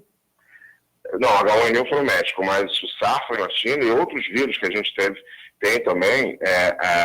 Na China a gente tem um outro vírus influenza, que é o H5N5, H5N3, que também começaram lá na China, né? Não se tornaram epidemias mundiais, globais, mas tiveram casos de óbitos lá na China, né? Principalmente em alguns locais específicos também, em locais onde você tenha uma quantidade muito grande de animais, tal, às vezes em algumas fazendas, tal. Então, assim, essa aglomeração de pessoas certamente aumenta as chances de você ter. A China responde por, sei lá, 20% da população mundial. Então, assim, a chance de você ter alguma coisa acontecendo ali é sempre maior, né? E essa aglomeração de pessoas, né, um número muito grande de pessoas vivendo lá na China, também faz com que eles procurem outras formas alternativas de se alimentarem, né? E acabam tendo uma dieta que é muito diferente da nossa aqui no Ocidente, né? E com relação às medidas que vêm sendo tomadas internamente aqui no nosso país, ontem o Ministério da Saúde elevou o alerta, considerando justamente esse risco iminente da chegada da doença do país, caso se confirme esses três casos suspeitos, como efetivamente as pessoas estando infectadas. Como é que você vê nesse momento o padrão de vigilância sanitária aqui no Brasil? O Ministério da Saúde tem 3 níveis de alerta, né? O primeiro é o nível 1, que é só alerta, que quando você não tem a presença do agente infeccioso, desse vírus, no caso, né, no país. O nível 2 é esse nível em que a gente tem um risco iminente, porque você tem casos suspeitos, então você pode já ter entrada do vírus no território nacional, através de uma pessoa que se contaminou fora, né?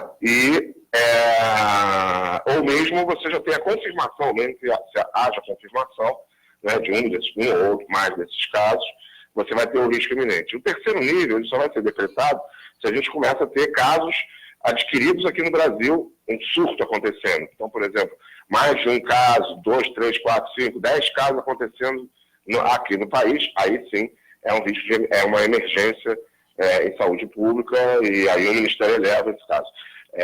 Nada impede que, por exemplo, agora a gente volte para o nível 1, ou seja, todos os pacientes suspeitos são negativos, não aparece mais nenhum suspeito, né? Não se confirma nenhum caso, a gente volta para o estágio 1. Ou se a coisa evoluir de uma forma mais que a gente espera que não aconteça, né? A gente passa para o estágio 3. Mas, na realidade, o que o governo brasileiro, o que o Ministério da Saúde está fazendo é correto na questão da vigilância, da informação, e do manuseio dos casos de acordo com as recomendações hoje da Organização Mundial de Saúde. Até porque isso é regulado por protocolos internacionais, não é, doutor? Agora, a minha dúvida é sobre a real situação do Ministério e da estrutura de vigilância sanitária. Eu vou ser muito sincero com o senhor. Eu fico muito preocupado quando eu vejo, por exemplo, as confusões aí no Enem, ou as filas do INSS, ou mesmo o descontrole da costa marítima, que até agora ninguém sabe o que aconteceu ou o que levou aquele vazamento de óleo. Então, o país está numa situação meio peculiar, me parece. E, nesse sentido, a preocupação cresce. Do seu ponto de vista dos cuidados pessoais, você poderia nos sugerir alguma coisa? O nosso ouvinte João Coimbra pergunta, há outras defesas possíveis contra o vírus, além da prevenção? O que seria a prevenção? Então, assim, a gente não tem nenhuma defesa, como vacina, por exemplo, né? Não existe vacina para esse vírus.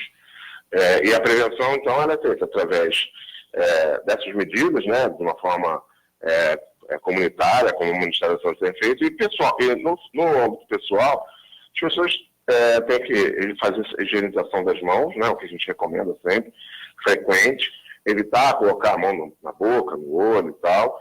Quem está doente, independente do coronavírus, né, quem está com quadro respiratório não deve frequentar grandes aglomerações, tal, para diminuir a disseminação desse vírus no ambiente, até no próprio ambiente de trabalho, né? E quando tossir, espirrar, né, sempre colocar um antiparo, ou cotovelo, ou até um lenço de papel na frente da boca para evitar que a tosse libere uma quantidade grande de vírus no meio ambiente, né? Então, essas são as formas que a gente tem mais comuns, né, de se evitar se contagiar com algum vírus, inclusive esse novo coronavírus, né? Não seria o caso de se usar, como os chineses fazem, aquela máscara facial, não, né? A máscara, ela tem uma capacidade de proteção que é boa, inclusive, inclusive os médicos e os profissionais de saúde, de uma forma geral, usam, né, ao lidar com o paciente, mas ela, se não for bem utilizada, ela parece um falso escudo, né? Porque a máscara, depois de algum tempo, ela fica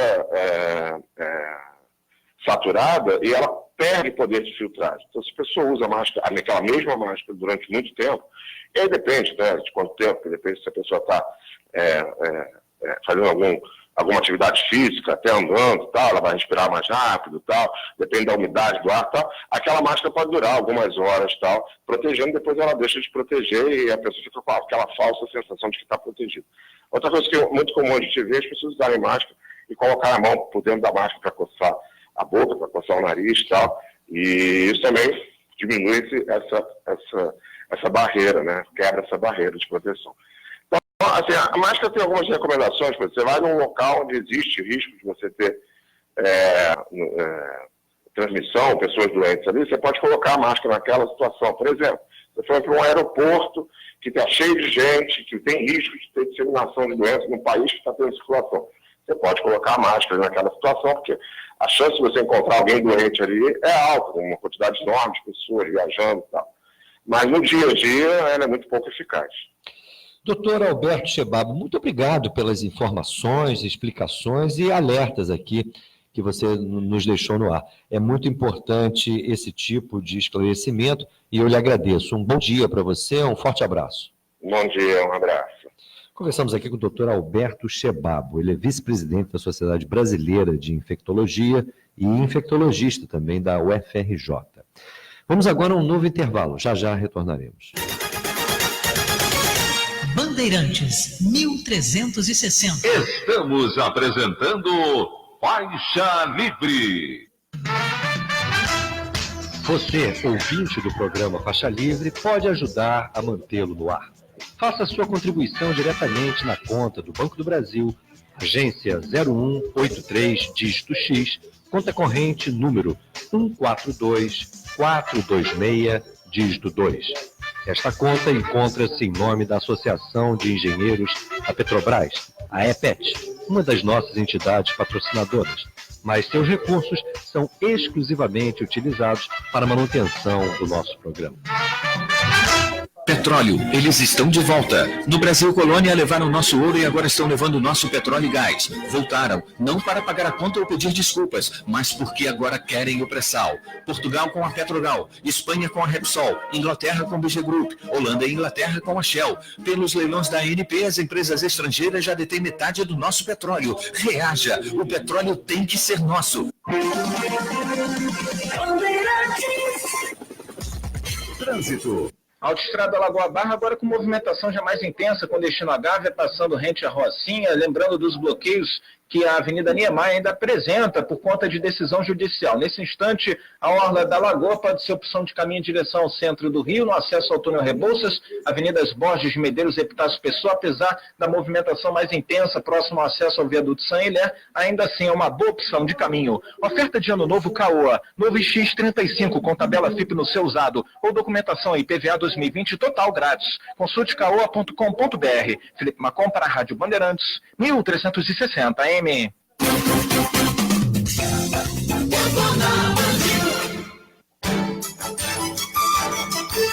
Voltamos a apresentar Faixa Livre.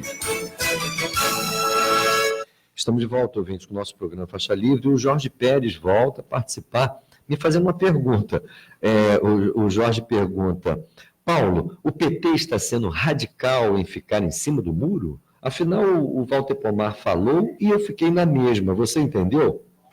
Não, eu entendi, Jorge. Olha, em primeiro lugar, o Walter Pomar faz parte de uma tendência do PT que é minoritária. Então, a gente tem que compreender que o ponto de vista dele não é o ponto de vista majoritário, representado, me parece, principalmente pelo Lula.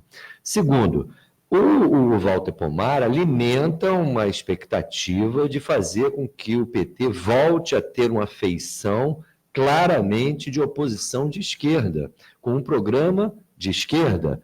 Ele, inclusive, fez menção ao que ele considera uma feição mais adequada ao PT, que era aquela feição dos anos 80, principalmente, não é? Ele claramente recordou aqui o programa democrático, popular e, segundo ele, socialista.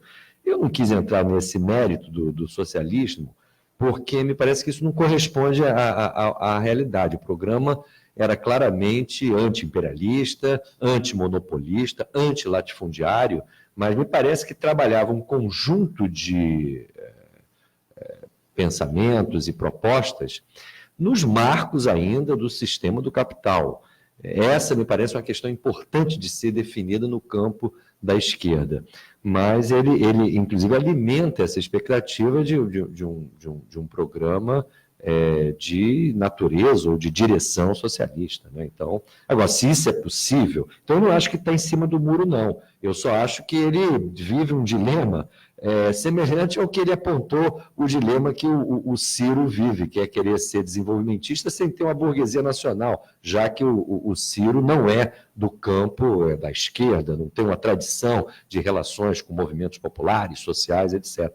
É a mesma contradição. O PT hoje é um PT muito diferente do que foi há muitos anos atrás. Basta ver o quadro aí dos governadores, né? Então, é uma situação muito dramática, eu acho.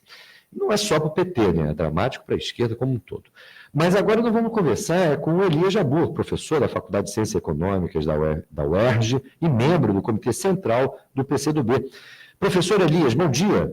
Bom dia, Paulo, tudo bom? Tudo mais ou menos, né? O mundo está em crise total, inclusive com esse problema aí do coronavírus afetando não só a sociedade chinesa, e é sobre isso que a gente quer conversar, mas a própria economia da China. E isso vai tendo repercussões no mundo como um todo, não somente lá no Sudeste Asiático. Lá eu acho que a implicação é maior ainda para aqueles países lá vizinhos da China. Como é que você está vendo nesse momento, do seu ponto de vista econômico? Bom dia, Paulo. Bom dia, ouvintes do programa. Faz tempo que eu não falo com vocês e estava até com saudade. Eu acho o seguinte, que ainda é incalculável os efeitos desse vírus sobre a economia da China, do Sudeste Asiático, da Ásia e do mundo, né? Porque ele é muito diferente da SARS, que ocorreu, se não se engano, em 2002 e 2003, né? Por porque o governo conseguiu controlar rapidamente o problema, né? E agora o problema é diferente, porque ele é no interior da China, ou seja, ele está incrustado numa cidade de 11 milhões de habitantes, o que significa que você tem que, como os chineses estão fazendo, fechar aquela cidade. E ao fechar aquela cidade, ela fecha todo o fluxo de bens e produtos que vai do litoral ao interior da China, não é? Ou seja, os sistemas de transporte estão mais ou menos 30%, 35% deles parados, né? E as pessoas não podem entrar nem sair da cidade. Os voos que passam por Wuhan estão todos cancelados, e Wuhan é um entroncamento aeroportuário da China, ou seja, é um problema muito grave. E a minha preocupação maior foi quando o próprio presidente da China, evidente que os chineses têm uma tradição muito antiga de assumir seus problemas de forma muito clara, né? De que o problema do coronavírus era muito pior do que eles mesmos estavam imaginando. Eles assumiram isso e colocaram o primeiro-ministro como chefe do Bureau do Comitê Central para cuidar dessa questão, né? Então, quando eles colocam o primeiro-ministro como chefe de uma tarefa, vamos dizer assim, em nível de Comitê Central, não nível de governo, porque são dois níveis diferentes, é porque a coisa tem uma gravidade muito grande, né? Então, eu particularmente acho que ainda são incalculáveis os prejuízos da economia chinesa, assim como muitas vezes nós desprezamos a capacidade daquele governo e daquele Estado em superar os seus problemas, né? Como foi com a SARS entre 2002 e 2003, entre outros problemas, né? A gente vê, por exemplo, essa capacidade que eles tiveram de construir um hospital em 6 ou 7 dias, né? Em um hospital até que moderno, né? Para quem vê de longe, tem o formato dele, né? Então, eu prefiro ser mais prudente, aguardar mais uma visão mais do quadro, para poder falar realmente dos efeitos, que vão ter e não são poucos, né? Agora, essa capacidade de intervenção, planejamento dos chineses é muito importante nesse momento, não é, Elias? Eu acho que eu tenho dito, onde eu tenho oportunidade de falar e de escrever, que a China hoje ela tem duas características, né? Ela é, talvez, a engenharia social mais avançada em atividades no mundo, vamos dizer assim. Não é somente os números econômicos que explicam isso, mas a capacidade de intervenção do Estado sobre o território, e também uma economia nova, né? Eu também tenho dito que as teorias do século XX, elas estão cada vez mais incapazes para explicar aquele fenômeno, né? Então, nós precisamos repensar uma teoria partida, sobre o meu ponto de vista particular, dos clássicos do materialismo histórico e dos clássicos do desenvolvimento, para entender a China hoje, né? Que é uma economia que não é mais baseada pelo mercado, baseada pura e simplesmente pelo planejamento à União Soviética. É uma economia baseada em grandes projetos, né? Eles têm, por exemplo, 100 grandes estatais, conglomerados estatais atuando nos setores chaves da economia, um sistema financeiro que é estatal e uma soberania monetária jamais sonhada por nenhum governante, seja chinês ou seja de qualquer nacionalidade. Isso capacita o governo a intervir naquela realidade de forma muito rápida, né? E até brinco com meus amigos keynesianos que o único lugar do mundo que Keynes pode sobreviver enquanto teoria e enquanto ação é em um país socialista que é a China, né? Porque em outro lugar do mundo não existe essa capacidade de intervenção na realidade como existe ali, né? Ou seja, de formação de demanda efetiva, etc, etc, né? Me ocorreu agora, Elias, você acha ali que há um keynesianismo de longo prazo? Eu acho que o Keynes ele construiu um modelo abstrato, vamos dizer assim, e os chineses construíram, vamos dizer assim, uma prática, vamos dizer assim, concreta, vamos dizer assim. Keynes, vamos dizer assim, a China explica o Keynes, mas o Keynes não explica a China, né? Eu acho que ficou uma economia que ela não é, vamos dizer assim, existe o keynesianismo militarizado dos Estados Unidos, que é o que eu tenho chamado, né? E existe uma economia baseada em grandes projetos que também ela tem seu quê de Keynes, vamos dizer assim, porque tem banco de sistema financeiro de longo prazo, etc, etc, né? Mas sim, Keynes também pode ajudar a explicar aquele fenômeno, né? Eu fiz essa pergunta e me parece que essas terapias keynesianas, elas são muito voltadas para o curto prazo, para a correção de problemas cíclicos da economia capitalista. Me parece que, no caso, os chineses superaram isso, eles estão pensando realmente no longo prazo, e, nesse sentido, o tipo de política que eles adotam, essa combinação de planejamento com o mercado, e isso nos aponta para um outro horizonte, que não é do curto prazo, né? Basta ver a trajetória dos chineses, né? Mas aí que está, é por isso que eu falo que as teorias do século XX não explicam a China por completo, elas podem explicar pedaços da China. Mas, por exemplo, você tem autores, por exemplo, esses pós-keynesianos norte-americanos, por exemplo, eles falam que as prescrições de Keynes, como a socialização de investimento, por exemplo, eles têm efeito no longo prazo, né? Sim. Ou seja, eles tratam disso. Mas você foi no ponto correto do que eu tenho dito, do seguinte, como eles têm capacidade de gerar uma economia voltada a longo prazo, ou seja, inclusive voltada à superação do mercado como mediador de algo, eu chamo aquilo de nova economia do projetamento, né? Vamos dizer assim, que já houve uma economia do projetamento, foi a União Soviética, né? E a China seria essa nova economia de projetamento, ou seja, o que o Estado ele é capaz, a partir de grandes projetos, de criar e superar a própria incerteza keynesiana, vamos dizer assim como criar mercados futuros, resolver a questão da demanda, resolver a questão dos ciclos, etc, né?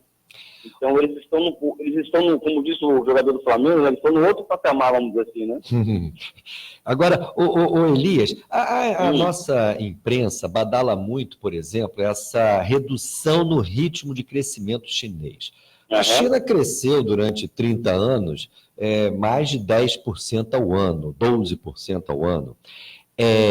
Me parece que depois de um crescimento vertiginoso como esse, é absolutamente natural que haja uma acomodação. Crescer a 6%, uma economia que cresceu estupendamente nesses últimos 30 anos, me parece que é um dinamismo ainda muito elevado. Como é que você qualifica isso? Porque muitos apontam que isso teria reflexos, inclusive, no conjunto da economia global, essa desaceleração chinesa. Como é que você situa isso?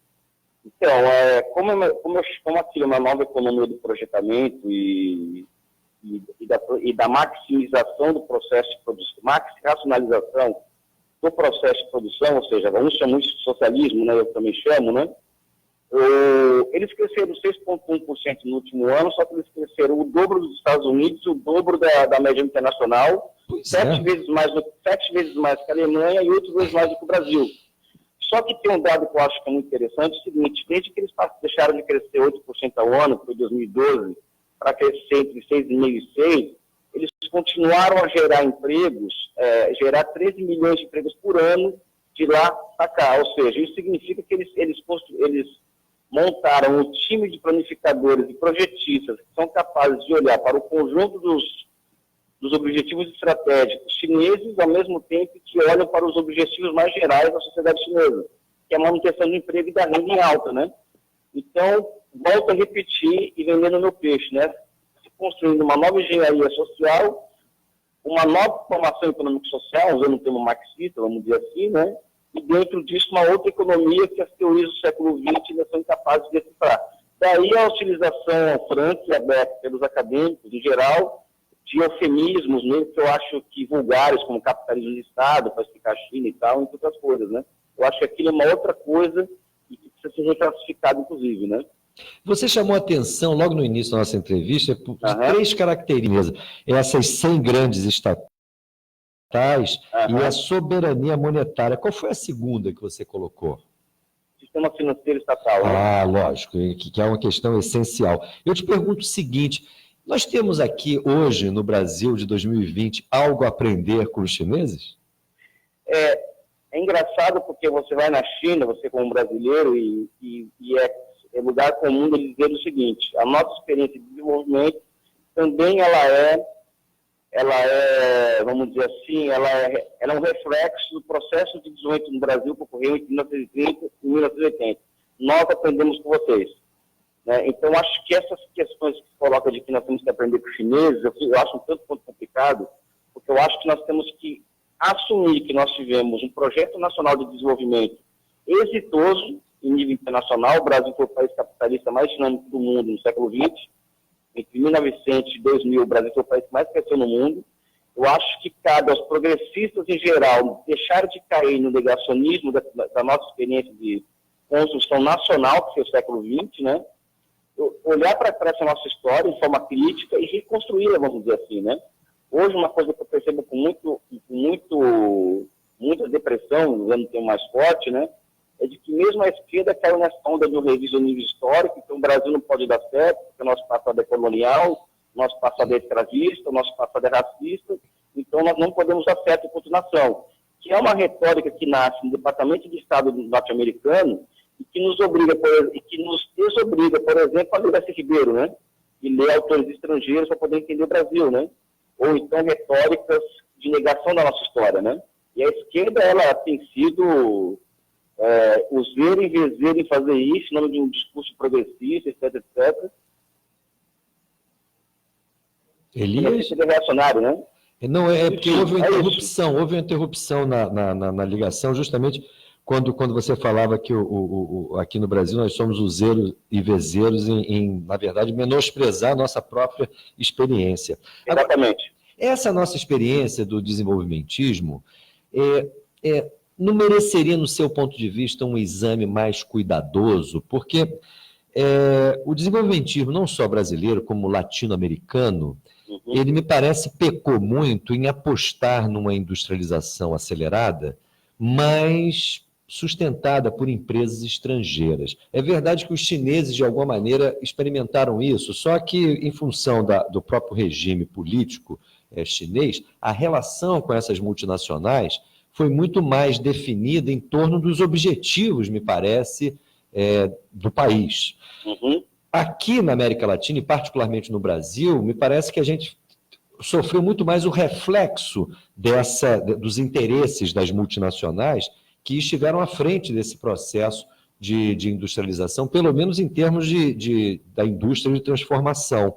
Na infraestrutura, nós tínhamos um controle estatal não só importante, como absolutamente exitoso.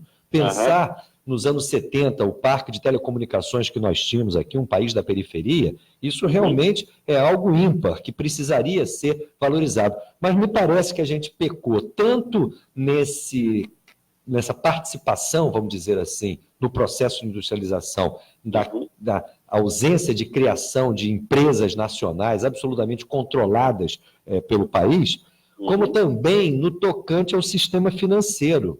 Se a gente olha hoje, inclusive, a minha ideia é que essa macroeconomia que nós temos hoje, desde os anos 90, é a macroeconomia da liberalização financeira, da renúncia de uma moeda como instrumento próprio de desenvolvimento. Como é que você vê a capacidade que a gente possa vir a ter de recuperar a dimensão de um desenvolvimentismo genuíno? Eu acho, na contramão do que a heterodoxia brasileira pensa, 90%, 80% de toda a ortodoxia, de que o nosso desenvolvimentismo ele foi genuíno durante 100 anos, né? Eu dou um exemplo do seguinte: um país capitalista central ou um país socialista, ele pode planificar a sua economia a partir de tendências que ele mesmo imprime a si mesmo e ao mundo. Os países periféricos, eles só podem planificar a partir de tendências, vamos dizer assim, espontaneamente colocadas de fora para dentro. Então, isso explica, por exemplo, que o Brasil adotou rodovias e não ferrovias, né? Sim. A gente vê o pessoal da esquerda, nossa, temos que ter ferrovia no Brasil, nós erramos na década de 50. Eu acho que não.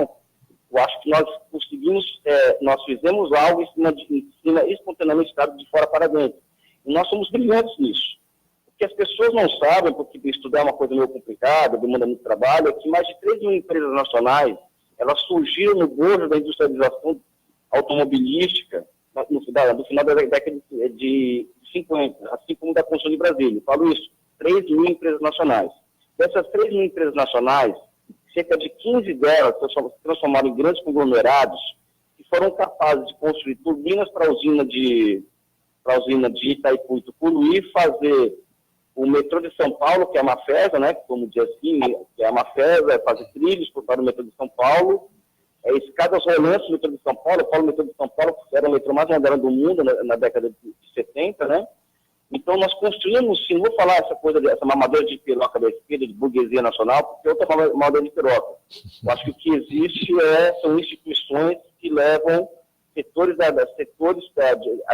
as classes sociais a investirem ou não, né?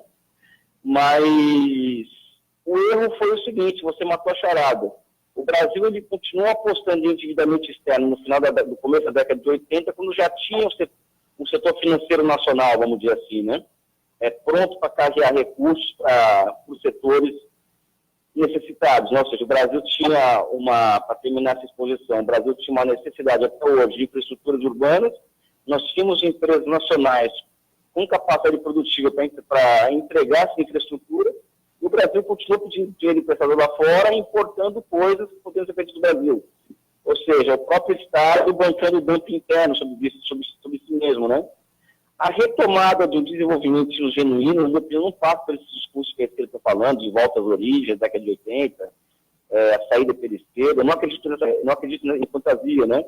Eu acredito que passa por reunir todos os setores da sociedade que são interessados em um projeto nacional de desenvolvimento, até porque é isso que move o mundo hoje, né? Ou seja, o mundo hoje ele é um conjunto de blocos de capitais com grandes conglomerados empresariais protegidos por seus estados nacionais. Então, portanto, se a esquerda quer pensar em se poder no Brasil, ela tem que ser desenvolvimentista e nacionalista, né? Enfim, abrir relevo político a partir do discurso claramente nacionalista e desenvolvimentista. Eu não vejo volta a um desenvolvimentismo genuíno fora disso. Aí vão falar que é conciliação de classe, vão inventar adjetivos. Eu acho que não explica grande coisa esses adjetivos, né? Acho que explica um pouco a essência do que é o mundo hoje, que o Brasil tem que seguir essa tendência, porque o Brasil está sendo engolido no cenário internacional. Essa que é a verdade, né? O problema é que quem alimenta, vamos dizer, sonhos ou projetos desenvolvimentistas, me parece que ainda são setores que estão muito ligados aí à herança dos anos 90. Eu vejo muito como figuras assim que formulam nesse campo, tanto o Ciro Gomes, como também setores dentro do PT. Não é à toa que foi cunhado aí esse termo neodesenvolvimentismo. Agora, o que eu vejo é que são visões desenvolvimentistas que procuram se compatibilizar com a herança neoliberal dos anos 90. Você acha possível isso, ser desenvolvimentista e, ao mesmo tempo, cultuar a liberalização financeira, essa privatização de setores estratégicos? Ou seja, tem coerência ser neodesenvolvimentista? Eu sou uma pessoa que cada vez menos acredita em adjetivos que a esquerda acadêmica ou a esquerda partidária inventa para falar de fenômenos complexos, né? Ou seja, o que chamo de desenvolvimentismo, para mim, foi uma tentativa frustrada de desenvolvimentismo dentro dos marcos, uma correlação de forças ainda desfavorável para os desenvolvimentistas e que acabou combinando instituições desenvolvimentistas como Petrobras, Eletrobras, Embrapa, isso e aquilo, com instituições neoliberais, com políticas de meta de inflação, LRF, etc. Ou seja, essa clash de instituições antitéticas uma à outra levou o Brasil à situação que ela está hoje. Ou seja, chamar de neodesenvolvimentismo, para mim, é muito primário, né? Então, eu acredito, por exemplo, que acho que falta para a esquerda brasileira, primeiro, uma boa narrativa política, coisa que ela não tem ainda hoje, na minha opinião, e uma boa teoria econômica, né? E essa boa narrativa política passa pela união de todos os brasileiros que é contra o que está posto aí. Eu não acredito que 60% do Brasil é fascista, ou 70%, né? E também uma boa teoria econômica. A boa teoria econômica é aquela que leva em conta as necessidades de um país de 200 milhões de pessoas e as necessidades de um país que inserir em um mundo cada vez mais competitivo e oligopolizado como está hoje. Isso passa por reunir força política para reverter todo esse quadro institucional. Ou seja, todas essas institucionalidades da década de 90, que é LRF, meta de inflação, tripé macroeconômico, reforma trabalhista, toda essa coisa que o Bolsonaro está conseguindo fechar agora, a possível entrada na OCDE, tudo isso passa muito mais pela conjunção de uma boa teoria política, uma boa narrativa política, uma boa teoria econômica e correlação de forças na sociedade do que pela construção de caricaturas como o neodesenvolvimentismo, a burguesia nacional, não sei o quê. Eu acho que a gente tem que sair um pouco da superfície, né? Eu acho que nós não conseguimos sair da superfície há mais de 20 anos, né? Esse é o problema, né? Não, de alguma maneira me parece que a esquerda se submeteu à ordem liberal, procurou A sobreviver... esquerda nem sabe o que é, Paulo. A esquerda nem sabe o que é ordem liberal. Eu acho que a esquerda nem sabe o que é ordem liberal, sabe? Eu acho que nós temos uma esquerda, uma grande parcela dela filo-americana, que adota a agenda da academia, da esquerda da academia americana da década de 60 e transforma isso em programa de governo, só que é um programa de governo que vai contra o subjetivo popular, ou seja, fica se vendo entre esquerda e povo, e quem está bem no final de ser Bolsonaro, ou seja, o problema é que a esquerda brasileira não é brasileira, hoje ela é cada vez mais americana, ou dinamarquesa, ou sueca do que brasileira, né? Ou seja, falta uma esquerda brasileira de fato, vamos dizer assim, né? E, infelizmente, Ciro Gomes, que para mim é talvez o maior quadro político brasileiro, vamos dizer assim, intelectualmente falando, ele é um cara que não consegue ficar 5 minutos sem brigar com alguém, né? Ou seja, no momento hoje de unir todo mundo, né? E o Lula, eu acho que deveria ser a pessoa que deveria reconstruir o tecido político brasileiro. Ele está se restringindo a ser o chefe do PT, né? Ou seja, então e o Silvio Flávio Dino, que é do meu partido, está passando por ataques aí, ou seja, essa máquina de desconstrução de personalidades da esquerda, o Flávio Dino está sendo vítima dela hoje, né? Ou seja, então eu acho que é um pouco isso, né? Essa confusão que só interessa o imperialismo, interessa as forças hostis ao desenvolvimento nacional, né? Enfim. Eu, quando me referi aí à questão do neoliberalismo, são essas regras econômicas que foram... Total. Oi? Total, você tem razão. É esse tipo de problema, independentemente de terem um conhecimento mais aprofundado ou não, mas me parece que as circunstâncias políticas fizeram com que houvesse uma espécie de armistício com essas regras econômicas, como se elas fossem naturais. E isso, me parece, foi um tiro no pé, né? Porque isso acaba prejudicando muito. E quando eu vejo o próprio Ciro, que você disse que de fato é quem melhor formula hoje a tentativa de um projeto desenvolvimentista, eu continuo percebendo essas ilusões, não é? A respeito da liberalização financeira, a respeito da participação do capital estrangeiro, e do próprio sistema financeiro, que precisa ter freio e, principalmente, controle muito rígido do Estado. Mas essa é uma discussão, me parece, que passa muito ao largo, mesmo de quem se preocupa com o desenvolvimentismo. Isso é muito ruim, né? Mas as pessoas que andam com o Ciro, eu sou muito próximo do grupo do professor Bresse Pereira, né? Nenhuma dessas pessoas que secundam o Bresse e, consequentemente, secundam o Ciro Gomes, acredito nisso, de liberalização financeira, etc, né? Vou começar pelo próprio Bresse Pereira, né? Então... Mas o Bresse Pereira, especialmente, me parece uma figura muito dúbia, né? Porque uma coisa é ele produzindo como professor, outra coisa é ele como quadro técnico dos governos. Ele é autor aí dessa estultice chamada Reforma Administrativa do Estado Brasileiro. Claro, que me parece foi uma adequação da ideia da administração estatal aos ditames do liberalismo. Como é possível, no século XXI, consagrar como carreiras estratégicas do Estado aquelas carreiras que eram estratégicas do Estado do século XVIII apenas? Arrecadação de impostos, polícia, forças armadas. Estratégico no Brasil hoje são os professores, os médicos, os engenheiros. Claro. Não estou discordando disso, ou seja, eu acho que ele assume os erros dele, inclusive, né, o professor Bresse Pereira, né? Agora, por um outro lado, é o único grande intelectual brasileiro que fala em nação, projeto nacional, desenvolvimentismo. Podemos concordar ou não com o conteúdo do que ele está falando, mas é o único intelectual brasileiro hoje de ponta que fala em imperialismo, fala em projeto nacional, fala em nação, né? Fala em retomada dos grupos empresariais que foram destruídos pela Lava Jato, que denuncia a Operação Lava Jato, né? Ou seja, eu não estou aqui para defendê-lo, né? Sim. Eu entendo. Uma pessoa que fala... A contribuição teórica dele, né?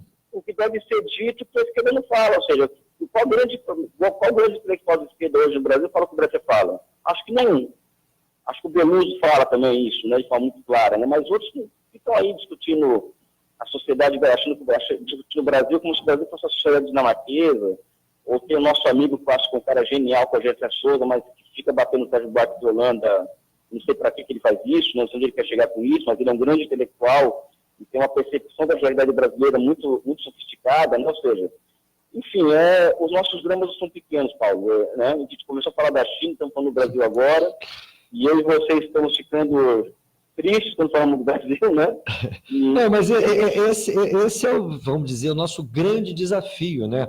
De alguma maneira, decifrar esse enigma que faz com que o Brasil não encontre toda a sua potencialidade, todas as suas possibilidades reais de nos transformarmos num grande país, né? E que principalmente proteja o nosso povo.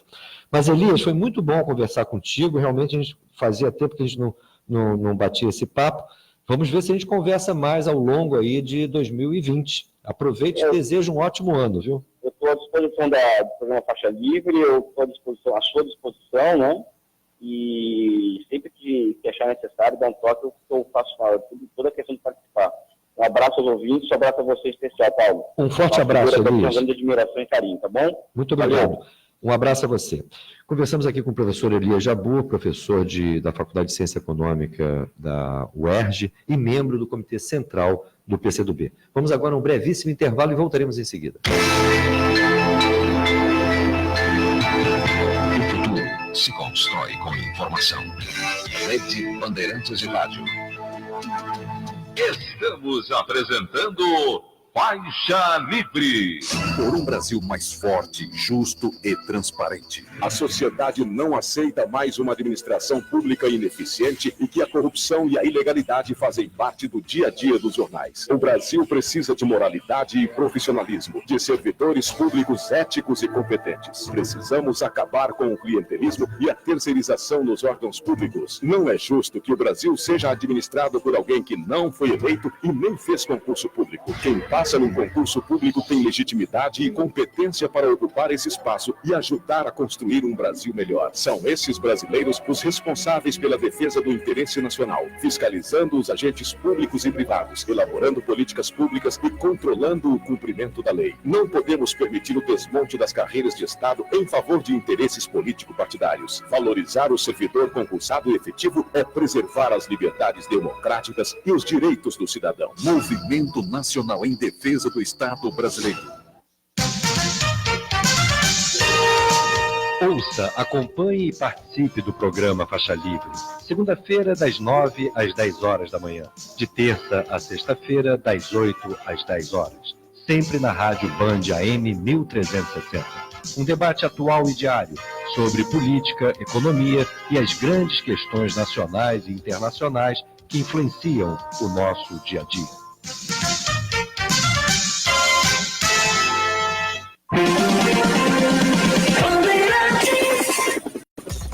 Trânsito. Ouvinte da Band que trafega pela área de Jacarepaguá, vindo do Pechincha em direção à freguesia, já encontra a movimentação mais intensa na Avenida Jeremário Dantas, opção de caminho pela Estrada do Pau-Ferro, fluindo melhor, com destino, inclusive, a Grajaú Jacarepaguá. Nesse momento, quem sai da Barra da Tijuca com destino à linha amarela, Avenida Ayrton Senna, o panorama ainda é bom nesse instante por essa manhã. Quem segue pela Avenida das Américas encontra boa condição na maior parte da rota, com destino ao Joá. Mundial, preço baixo é o nosso destaque. Sobrecoxas de frango Levida, bandeja 1 kg, R$ 6,98. Mundial, o menor preço total. Felipe Macom para a Rádio Bandeirantes, 1360 AM.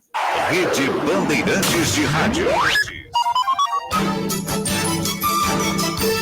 Voltamos a apresentar Faixa Livre. Estamos de volta, ouvintes, com o nosso programa Faixa Livre. E o José Ângelo, lá de Queimados, falou o seguinte: bom dia para você, Ângelo. Ele diz: a atual situação do país é devido ao imperialismo sanguinário, desde os tempos remotos. E o Zé Ângelo também diz que a nossa esquerda fala, mas não assume realmente uma postura ideológica. Bem, na ponta da linha, vamos conversar agora com o professor Bernardo Kocher, professor de História Contemporânea da UF. Professor Bernardo, bom dia. Bom dia, Paulo. Bom dia, ouvintes. Professor Bernardo, ontem nós tivemos, me parece, um evento político-eleitoral lá em Washington. Reuniu Trump e o Netanyahu. Ambos estão com problemas nos seus respectivos países, inclusive problemas judiciais, no caso do Netanyahu, e eles aproveitaram a ocasião para anunciar um acordo para o conflito do Oriente Médio, e envolvendo a questão, evidentemente, palestina, mas sem nenhuma anuência da autoridade palestina. O que significa isso? Paulo, é realmente uma questão eleitoral, uma questão política, de política interna, né? Usar a política externa para atingir a política interna. Mas, de qualquer forma, foi dado um passo, né? Aproveitou-se, né?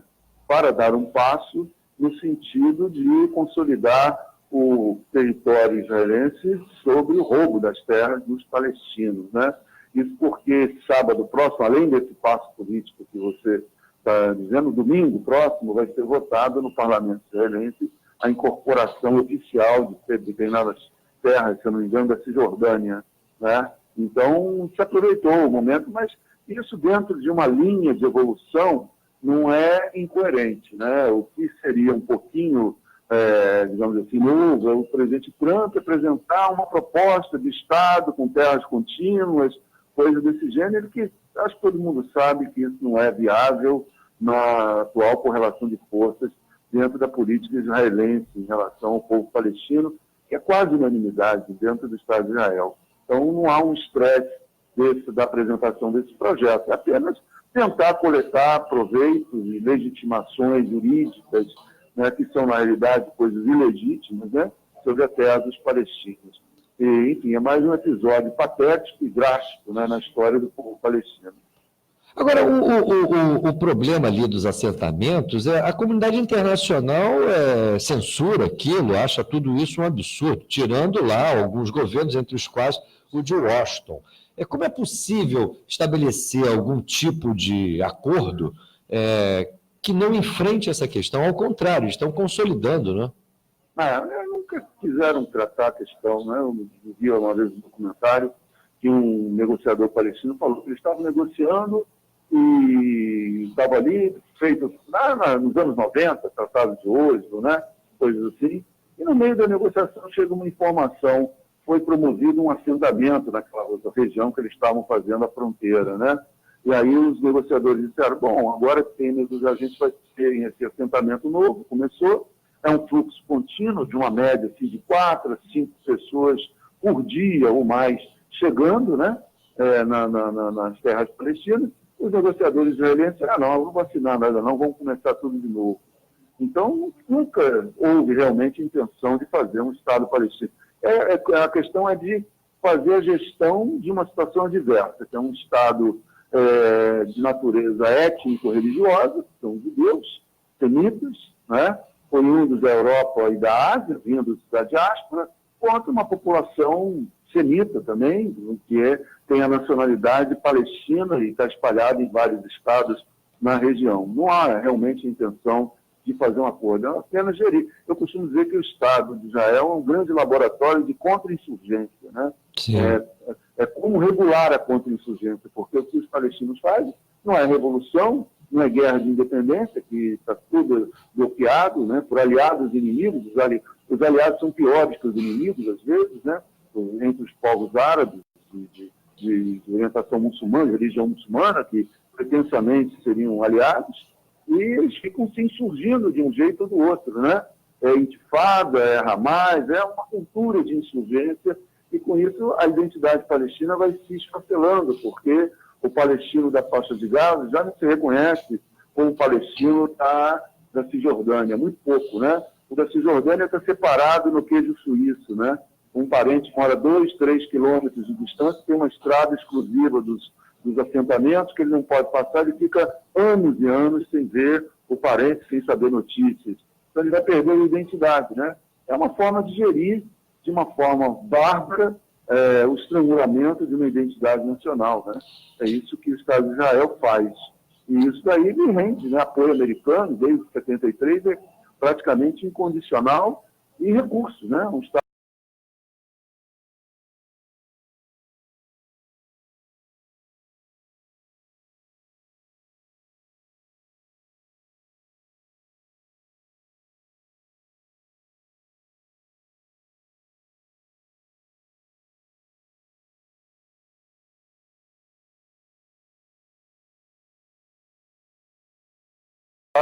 uma guerra dessa é uma guerra caríssima.